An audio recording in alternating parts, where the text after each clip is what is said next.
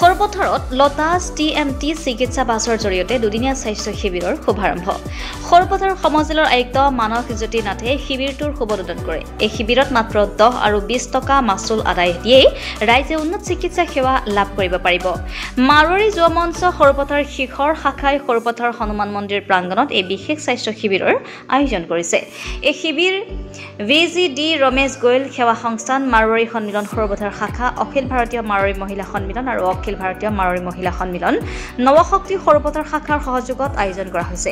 পুৱা 10 বজাৰ পৰা আৰম্ভ হোৱা দুদিনীয়া স্বাস্থ্য শিবিৰটোত লতাছ TMT চিকিৎসা বাছৰ জৰিয়তে সন্ধিয়া 5 বজালৈ ৰাইজে চিকিৎসা সেৱা গ্ৰহণ কৰিব পাৰিব। শিবিৰটোত ৰাইজে চিকিৎসা পৰীক্ষা, ছুগাৰ, BCP, গাইনকলজিৰ সেৱা গ্ৰহণ কৰিব পাৰিব। তেওঁলোকৰ উদ্দেশ্য জনসাধাৰণৰ মাজত স্বাস্থ্য সচেতনতা বৃদ্ধি কৰাৰ লগতে দৰিদ্ৰ লোকসকলক সহায়ৰ হাত আগবঢ়োৱা।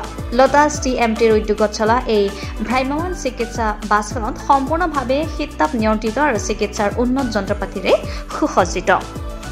News desk report Sarupathar live. মই সকলোকে ধন্যবাদ জনাইছোঁ, বিশেষকৈ মাৰোৱাৰী যুৱ মঞ্চৰ উদ্যোগত তথা তেওঁলোকৰ সহযোগী আন সংস্থা মাৰোৱাৰী মহিলা মঞ্চকে আদি কৰি তেওঁলোকে এটা উপযুক্ত পদক্ষেপ লৈছে। সাধাৰণ মানুহ যিসকলে ব্যয়বহুল চিকিৎসা খৰচ বহন কৰিব নোৱাৰে তেওঁলোকৰ সুবিধাৰ বাবে আজি ইয়াতে লতাছ গ্ৰুপৰ ফালৰ পৰা এখন মোবাইল মেডিকেল ইউনিট তেওঁলোকে আনিছে দুদিনীয়া কাৰ্যসূচীৰে। মাত্ৰ 10 টকাৰ ফিজত তেওঁলোকে কেইবাটাও সাধাৰণ ৰোগৰ নিৰাময়ৰ কাৰণে চিকিৎসাৰ কাৰণে ব্যৱস্থা গ্ৰহণ কৰিছে। ধুনীয়াকৈ লেবৰেটৰী দেখিছোঁ মই আৰু ইকুইপমেণ্টছ আছে, টেকনিচিয়ানছ আছে। গতিকে এই পদক্ষেপৰ দ্বাৰা সৰপথাৰ যিসকল সাধাৰণ লোক আছে যিসকলে বাহিৰলৈ গৈ চিকিৎসা কৰিব নোৱাৰে তেওঁলোকে নিশ্চয় উপকৃত হ'ব।